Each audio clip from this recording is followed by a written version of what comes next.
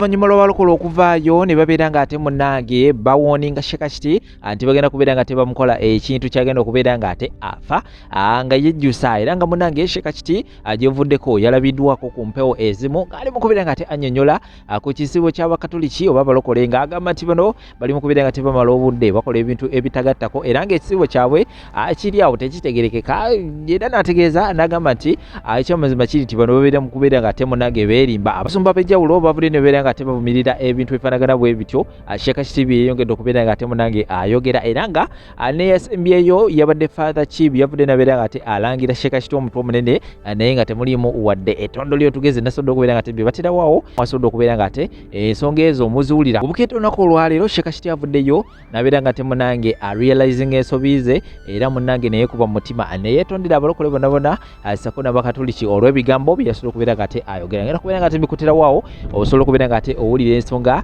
Shekashiti bye yasobola okubeera ng'ate munnange ayogera ng'ali mu kubeera ng'ate yeetondera abalokole n'Abakatoliki abali mu ttuluba eryo era kubeera ng'ate munnange basinza Yesu Kristo tulabu tuzikalira ngenda kubeera ng'ate bikuterawaawo sako n'ensonga endala nnyingi nnyo video likinga sharingira ku abalaga box wansi awo tekigenda kubeera ng'ate osobola endowoozayo okusinzira ensonga nga bw'ogenda okubeera ng'ate oziwulira bujukiza bw'oba olina ensonga ez'enjawulo zondagadde okubeera ng'ate otereeza ovumba obuyuga oyagala kubeera nga tofuna mulimu oyagala kubeera nga togenda Bulaaya Sheikh Asha Musumadduwa wansi awo ku namba zisimu mufune buli kimu kigenda kubeera ng'ate kikutambulira bulungi nnyo maridadi sana kambawe ensonga zino eza Shekashiti ate oluvannyuma zijje n'ensonga endala nnyingi nnyo tempaawo tuyina abakkiriza abatusooseyo mu kisiibo bo basiba ennaku za bwana n'ensiiba yaabwe era yeeyo naye nga bali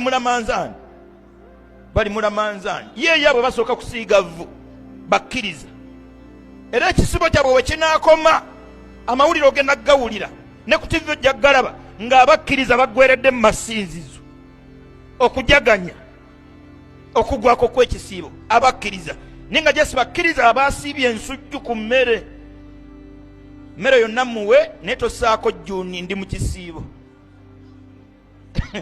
abasinza Yesu muli ludda wa bwe twogera bino ali ludda wa abange Yesu naye kitonde ngaffe systems ze yayinamu nde ekibumba nsigo ze tuyina ekyamagero ku ye kimwawula ku ffe kuzaalwa nga talina taata si yali asoose olwedde Adamu alayhi salamu teyalina taata teyalina maama nyini nsaba kuba mwetavu wa mwana Yesu na Adamu ani alina ebisanyizo ebisinga ku bya munne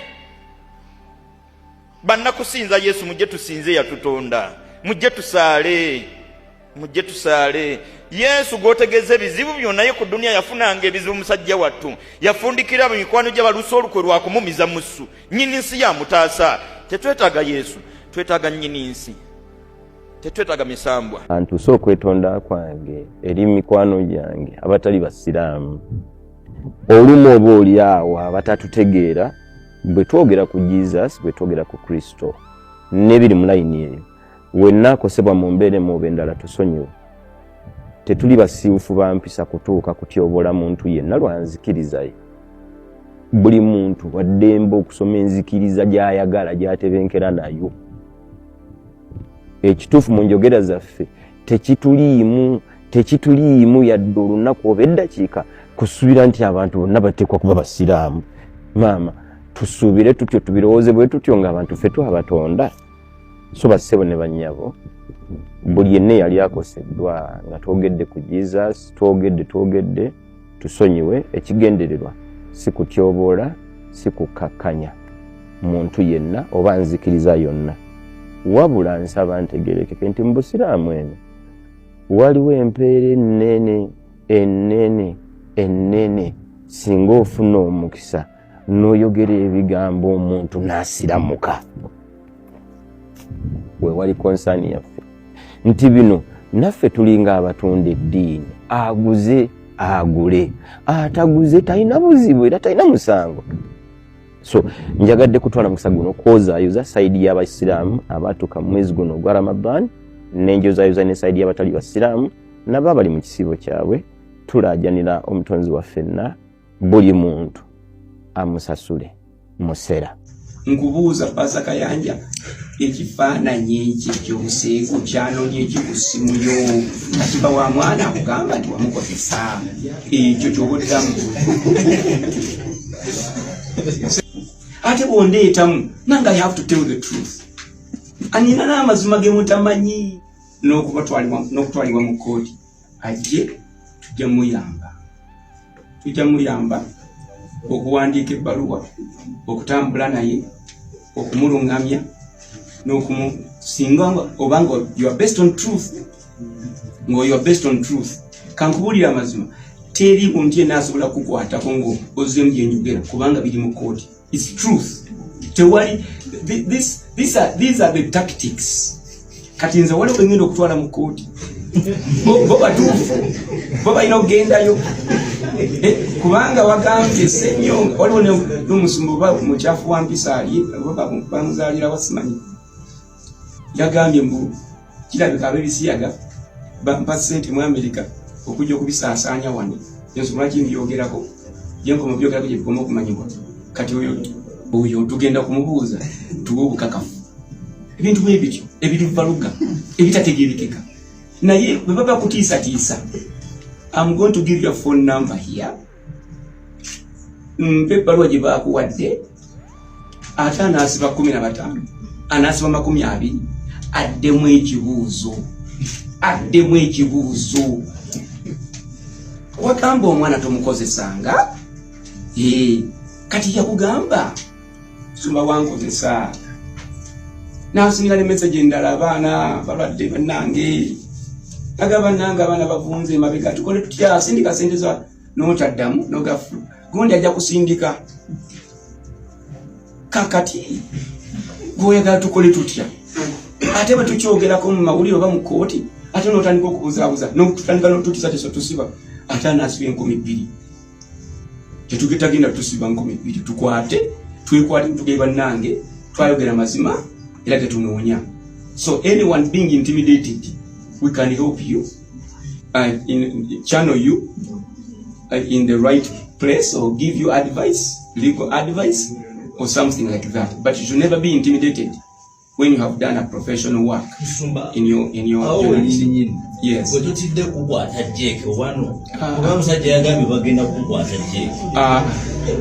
Pastor Kayanja yakagezaako emirundi 3 oba 4 okulabanga but I won't say it in Ghana. Pastor Robert has tried about 4 times to get me arrested. 4 times. He has opened a case against me and it failed because I have evidence. He tried again, he failed because I had evidence. Even when the court started, he wrote to DPP and said, please join Pastor Ssenyonga on the ongoing case because evidence is pointing that he's part. The DPP looked at it and said, you have no evidence. It failed. Recently, he started another one, complaint. Also failed. So about 4 times, he has failed. Kati balabye prosecution eyamateeka eya criminal gani kati agenze mu civil. Kuba kiri kiganyi. So, waliwo amazima. Wegabuutiikirire bulimba. Muntu naga ne mukwatira kuki nkoze eki. Sikulam. I have never nebbalwa gye namuwandiikira sigireleasinga ko wantu walala. N'ebifaananyi bye bandaga ne stories ennyina abaana ze baŋŋamba teziri mu bino bye bigenda mu maaso. Zino ndala naziremera.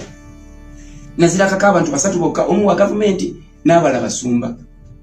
Nkyakisirikidde. Saagalangako genda public to hurt Pastor Kayanja's reputation. Never. Yeye akirese n'agamba nti siguddewo omusango. Ogulawo omusango. No, it's out of my hand. Yes, sir. Musumba ebuzo yange bibiri. Musumba mwenga ba pastor nga kino bwe kituuseewo mweteeke ya mweri kimwe ng'obukulembeze bwa pastor. Ekyokubiri ye lwaki Mwami Kayanja yakulinamu interest? Akati ekyomwoyo ngenda bayita wano tukyogereko kubanga it's a big thing jabawe byawandiikibwa tulina kuba twakikwata tutya mu nsi ey'omwoyo. Ekirala, Pastor Robert to have an interest in me is just like I said, to deflect. Ayagala abantu batandike kwogera ku senyonga kibaita okuwugula awugula ayagala kuwugula yakikola omundi ogwasooka kwasumba abalala era akikola kaakati awugula.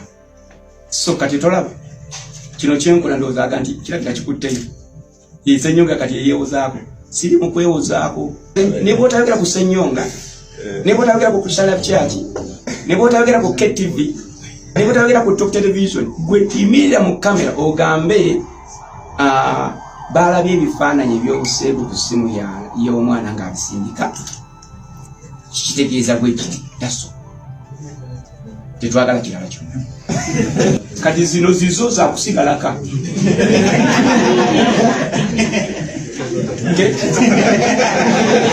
simanyi mufereki ne wabawo abayitamu abagamba gino etaano buli kyojje wano toyogera kintu kisigaleko to sit on the story. So through compromising ugenda okulanga profession ejjamu ebituli naye yes we are able to help those bw'oba olina problem oba olina legal issue nga eva mu kino tusobola okuyamba mu ngeri ez'enjawulo okulaga omuntu ayinza okuyamba kuteeka mu kkuba eggolokofu okulaga omuntu ayinza okuyamba legally n'ebirala bwe bityo. So tetusobola kutiisibwatiisibwa. N'ekirala olina okuopeninga case eya threatening violence olina okuopeninga case omusimu ekkubirwa ogikwate bulungi ogirecording simu eno yavuddeko etunde entiisatiisa bino wammanga kitegeera. So wabaawo obulewo nabwolaba oba obulumbaganyi oba obagala okutiisatiisa oba okukolako obulabe okyogera mangu. Issue eri bweti if you keep quiet you could be hurt. Olaba ekintu kyonna nga kiri maneuvering, there's someone maneuvering against your life, you speak up, you go to the court, you to the police, you talk to your pastor, you go to someone and you come here too and we can help you.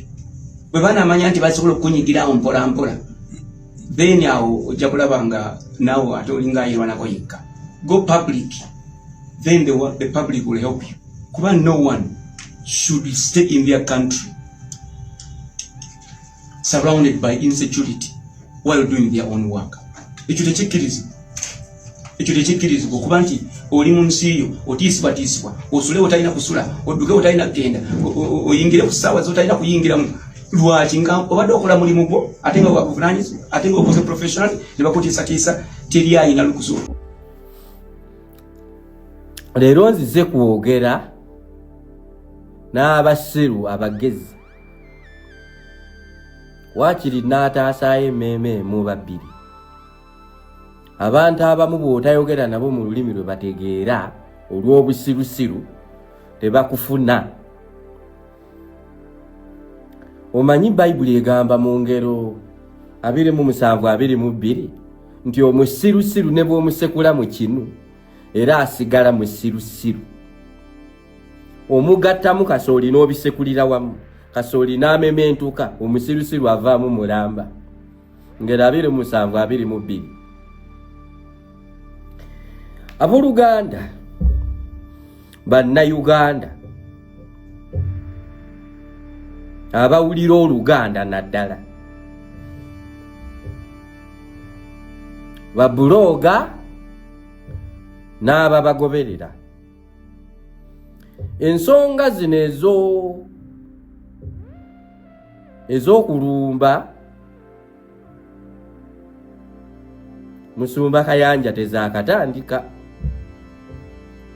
Ate ekyo kye kibafuukira obusirusiru ne mugamba n'ebirwawo lwaki yeyekka yeweerinnya. Naye yo katuveeyo. Gwe tomanyi nti sitaani alumba gwe amagezi tegakujjira.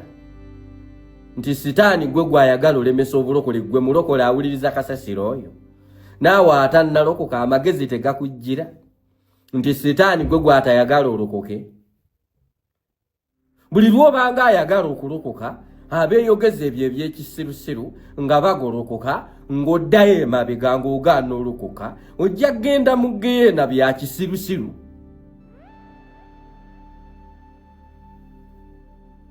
Nyina kakiripu ke nnina baasoma ebyo ebiwulirewulire ku TVM.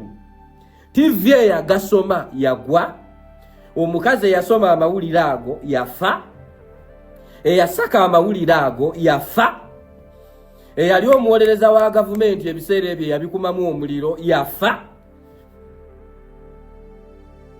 Kati kitegeeza n'abaabiwagira mu biseera ebyo abaawagira ekyo ekiboozibozi nabo baafa. Ayanja si yabatta, gwaweereza yabatta. Mwe babuloga abagolokoka kambalabule abamu abayitawo bayonooneka dda ne bwe n'abagamba omusirusiru ne bw'omusekula mu kinu avaamu mulamba. Mwe abaagala okugolokoka weewale kuno weewale temptation eno, weewale ekikemo kino. Buli buloga afunayo ku bagobereza abatonotono ekiddako kulumba Yesu. Naye buli alumba Yesu awo abayise tadda, atuuka n'asiimuuka ku maapu oba n'afuuka ekitagasa. Katonda bw'akuyimusanga gwe buloga asituka. Entalo ezirumba Yesu nedda, tuba tetulumba Yesu, tulumba baweereza be. Oli musiru. Bw'olumba mukazi wange oba olumbyani? Bw'olumba omwana wange oba olumbyani? Oba olumbye nze? Tosiruwala, tosiruwalanga n'okemebwa ng'ofunyewo ku bagoberezi ekiddako n'ogamba naye kati nina amaanyi agamala, kati kannumbe Yesu n'abagoberezi be n'abaweereza be. Obwo obusirusiru bwe buzze bubayisaawo bwe batyo. Abamu bafa, abamu bafuuka byeneena, abamu bava ku mulamwa. Kati ate gwe omulokole amanya amazima nti obwakabaka bulumbibwa, obwakabaka bulwanyisibwa, nga buli kiboozibozi kye bakola ku basumba okikkiriza. Naawe vaayo mu basiru, mu basirusiru. Ate gwe toli musiru, oli mirundi egi. Kuba omanya amazima obulokole bulumbibwa, obwakabaka bulwanyisibwa, balina ku Bayibuli egamba kuba omusumba ekisibo kiyiike. Nammwe abaweereza n'abakkiriza ababeera mu makanisa nga muludde ne musumba wammwe ne bamwogerako kasasiro ne mufuluma ekkanisa nga mumaze naye emyaka nga temubiraba bye boogera, tabibakolangako, ne mufuluma. Muli basiru nammwe, temulina njawulo ne bali. Obwo busirusiru sitaani anaabubakubira mu paka ddi. Pawulo yagamba sitaani alemetwe kulumbalizaako ng'abatamanyi nkweze. Kitegeeza tosiruwala. Tegeera nti lundire kubo sitaani lyayitamu buli mwaka, buli mulundi, buli mundu. Nga bw'obeerawo n'omanya naye buli mwaka, buli mulundi, nga bwe muba mwogera ku bikolima amagezi gabajjira. Nti kino na kino bwe kibaawo kitegeeza kino na kino kye kyatusiba. Gana amagezi buno obusiru bwa sitaani bwayitamu oba kuba buli lunaku n'abalemesa omusumba alina ebyamagero byammwe. Abamu n'obukanisa bwe mulimu tebulini mu byamagero, mubonaabonera eyo mu kifo kye mwandigenze eri muwone, mufune ebyamagero, mudde eno mu biboozibozi bya kisiru. Ali ebisiyaga, agenda mu nnyanja. Muli basiru. Mbuuza gwe oli musiru? Oligolokoka ddi oyingira eno mu magezi gy'oba ofugira? Gwe tolaba nti sitaani ali mu kuyuza bwakabaka? Tolaba nti sitaani ali mu kulumba basumba bwayuza? Bw'okuba omusumba ekisibo nga kiyiika, ate nammwe abakkiririza mu gaboozibozi agavaayo mbasabira Katonda abagolokoseeyo nammwe abapanzi b'ebiboozibozi eby'ekisiru babawaayirizeemuko basumba mmwe nammwe bakkiriza mmwe lwe mujja okutegeera nti bw'oba musumba wasobola okubaawo omukka nga tewali muliro. Ebyo bye mweyogeza, there cannot be smoke without fire.